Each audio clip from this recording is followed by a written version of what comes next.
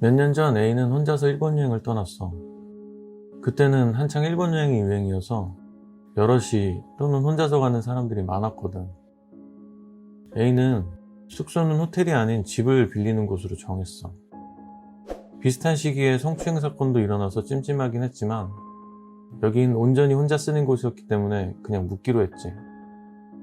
일본에 도착한 A는 저녁을 먹고 숙소로 향했어. 집주인과 미리 연락해서 열쇠가 있는 곳을 알고 있던 A는 집 문을 여는 순간 주저앉고 말았지. 그곳에는 목을 매달아 죽어 있는 남자가 있었거든.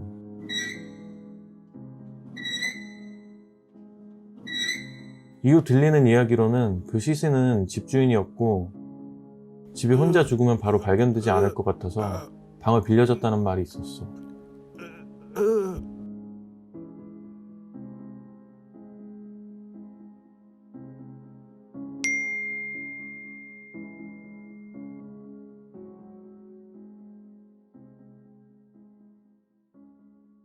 안녕하세요. 제가 알바 때문에 잠시 고시원에 살 때 겪었던 일입니다. 마침 친구 동원이도 같이 일하게 되어 같은 고시원에 묵으려고 고시원 사장님께 빈방이 있는지 물어봤습니다. 빈방이 있긴 한데 아직 청소가 안 되어 있다고 하시길래 당장 갈 곳이 없었던 동원이는 청소는 직접 하겠다고 하고 방 계약을 했습니다. 그 방에 들어가니 사람이 퇴실했다기보다는 몸만 사라지고 생활하던 그대로 다 남아있더라고요. 옷, 수건, 이불 등등. 순간 설마 사람 죽어서 나간 건가? 라는 생각이 들었고 찜찜해서 남아있던 짐들은 다 버리고 깨끗하게 정리했습니다. 어느 날 동원이 방에서 씻는 동원이를 기다리다가 잠이 들었는데요. 눈을 떠보니 제 방에서 자고 있더라고요. 동원이한테 들은 이야기로는 씻고 나오니 누워있는 제가 자신을 보면서 소름 끼치는 표정으로 웃고 있었다는 거예요. 그러다 갑자기 일어나서는 문에다 머리를 쿵쿵 하며 박더래요. 동원이는 장난인 줄 알고 막 웃었는데 저도 따라 웃더니 그대로 방으로 돌아갔다고 해요. 그런데 저는 이 일에 관해 기억이 하나도 없었거든요. 며칠 뒤 오랜만에 고향으로 내려갔는데 동원이한테 전화가 와서는 급한 목소리로 우리 빨리 원룸 구해서 나가자 이러는 거예요.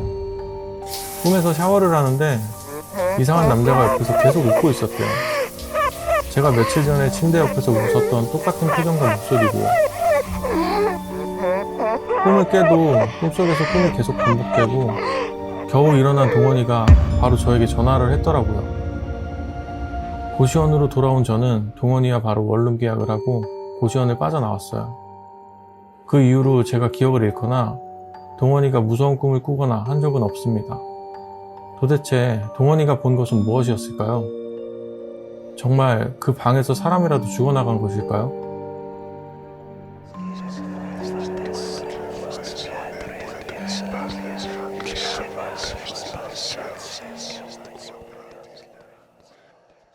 안녕하세요. 저는 올해 6학년이 되는 초등학생입니다. 저에게는 친한 친구 A와 B가 있는데요.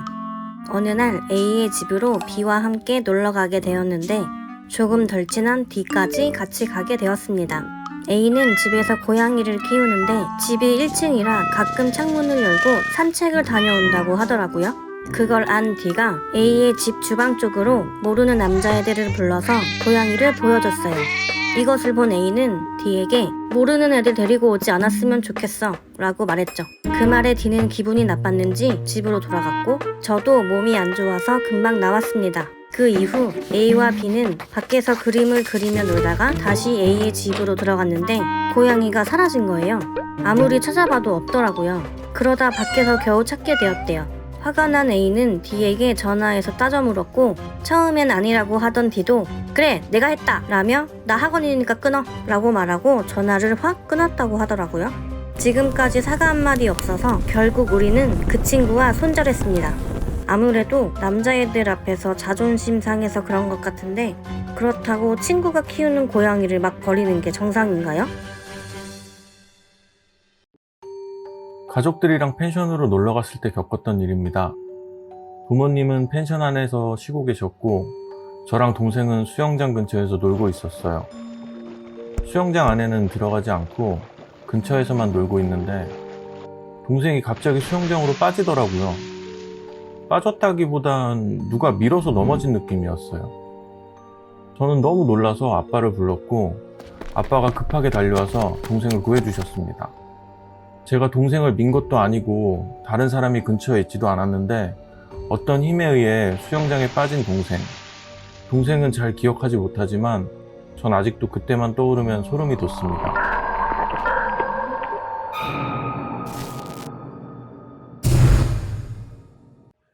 (2019년 5월 23일) 경찰서에 사람이 찔려 피를 많이 흘린다는 제보가 들어왔어. 출동한 경찰들은 현장 상태를 보고 매우 놀랄 수밖에 없었지. 어느 맨션 1층 현관에 피범벅이 되어 쓰러져 있는 남자와 그 옆에는 담배를 피며 핸드폰을 만지는 여자가 있었는데 아무래도 그 여자가 범인 같았거든. 이 둘은 무슨 관계인 걸까? 가해자는 여자, 걸스파 점장 타카오카 유카, 피해자는 남자, 카부키초 호스트 루나. 이 둘이 처음 만난 건 2018년 10월 루나가 유카의 걸스바에 놀러왔을 때야. 이후 가게에서 종종 만나던 두 사람은 2019년 3월 루나가 유카에게 트위터 메시지를 보내면서 조금씩 가까워지기 시작해. 이때쯤 유카는 루나가 일하고 있던 호스트클럽에 처음 놀러가게 되고 그 횟수는 점차 늘어나 2일에서 3일에 한 번 월 1,000만 원 이상 썼다고 해. 둘은 밖에서 따로 만나기도 하고 관계도 맺고 연인처럼 지내게 되는데 4월 유카가 먼저 좋아한다고 고백하자 루나는 나도 유카를 좋아해. 나중에 결혼하자. 9월달에 호스트 그만둘 테니까 우리 같이 살자 라고 말을 했어. 하지만 그것은 호스트인 루나에게 있어 진심이 아니었던 것 같아. 돈이 떨어진 유카는 스폰서 일까지 하며 돈을 벌었지만 이 사실을 알게 된 루나는 돈 쓰게 해서 미안해 라는 말뿐 별 신경 쓰지 않았지. 그러나 루나에게 빠진 유카는 오로지 루나만 보이고 신주쿠로 이사 오면 더 오래 같이 있을 수 있겠다는 루나의 말에 유카는 바로 5월 신주쿠로 이사를 하게 돼. 월세가 200만원 가까이 하는 비싼 집이었지만 이 모든 경비는 유카가 해결했어. 집에서 루나를 기다리며 둘이서 행복한 생활을 할 거라는 기대에 부풀어 있던 중 유카에게 친구에게서 연락이 왔어.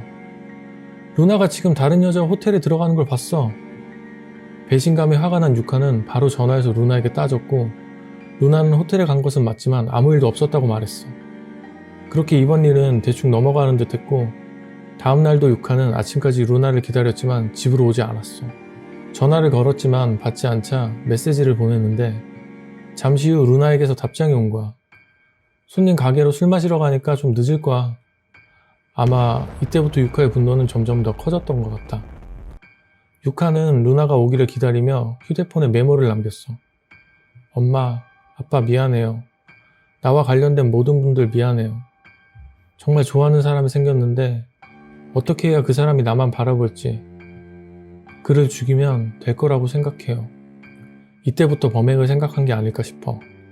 그리고 23일 오후 3시쯤 루나는 유카의 집으로 찾아왔고 두 사람은 평소처럼 시간을 보내게 돼. 곧 루나가 잠이 들고 유카는 부엌으로 가서 칼을 손에 쥐었어. 그리고 그대로 루나에게 다가가 등을 찔러버렸지. 놀라서 깬 루나는 온 힘을 다해 도망쳤지만 맨션 1층에서 힘이 빠져 쓰러지고 말아. 그런 루나를 쫓아온 유카는 앉아서 그를 바라만 보다가 정신을 차리고 경찰에 신고를 하게 된 거야. 구급차에 실려간 루나는 병원에 입원해 치료를 받고 2달 뒤 퇴원했어. 2019년 12월에 행해진 첫 재판에서 유카는 루나를 너무 좋아해서 어쩔 수 없었다 라고 했으며 루나는 가능하면 처벌 말고 합의금으로 끝냈으면 한다 라고 했다고 해. 합의금 5천만 원은 유카의 어머니가 해결했다는 것 같아. 남자에 빠져 사람을 죽이려던 여자와 돈밖에 모르는 남자. 어느 쪽이 더 미친 걸까? 나에겐 A라는 친구가 있었는데 무척 예뻤어. 모두가 첫눈에 반할 정도의 외모였지. 그런데 그런 외모가 어울리지가 않게 그녀에게선 항상 파스 냄새가 났어. 아직 젊은데도 오른쪽 어깨가 그렇게 아프다면서 항상 파스를 붙이고 다녔거든. 병원에 갔지만 별 이상이 없다고 했어. 그런 A를 몇 년 만에 만났는데 더 이상 파스 냄새가 안 나는 거야. 어깨는 이제 괜찮아? 이제 파스 안 붙여도 잘 지내. 우연히 만난 남자가 어깨에 소금을 뿌린 후론 어깨가 무척 가벼워졌다고 했어. 소금을 뿌리는 거랑 어깨랑 무슨 상관이야? A는 대답했어. 내 어깨에 수많은 귀신이 붙어 있었대.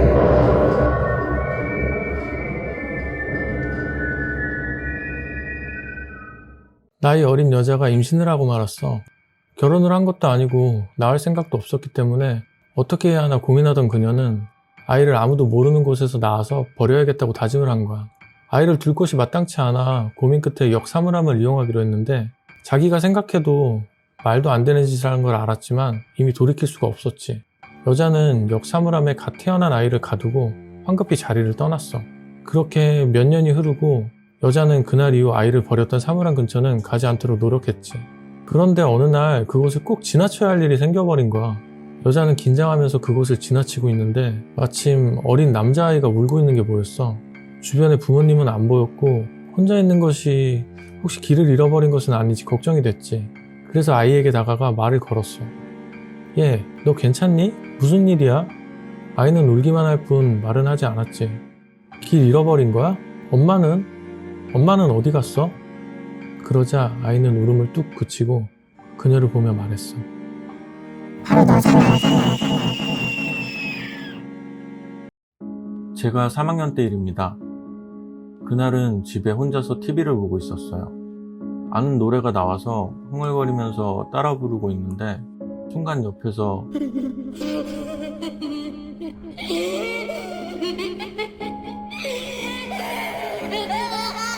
하는 웃음소리가 들리는 거예요. 엄마 아빠는 맞벌이셔서 항상 늦게도 오시거든요. 그래서 분명 전 집에 혼자 있었는데 그런 소리가 들리니까 너무 소름이 돋더라고요. 그래서 쿠션을 안고 TV에 집중했어요. 그러다가 노래에 빠져서 또 따라 불렀는데 이번에도 옆에서 하는 웃음소리가 들렸어요. 너무 놀란 저는 방으로 들어가 부모님이 오실 때까지 이불 속에서 핸드폰만 했어요. 지금 생각해도 너무 소름 돋는 경험이에요. 귀신들은 노래를 좋아한다는데 혹시 제가 들은 것은 귀신의 웃음소리였을까요?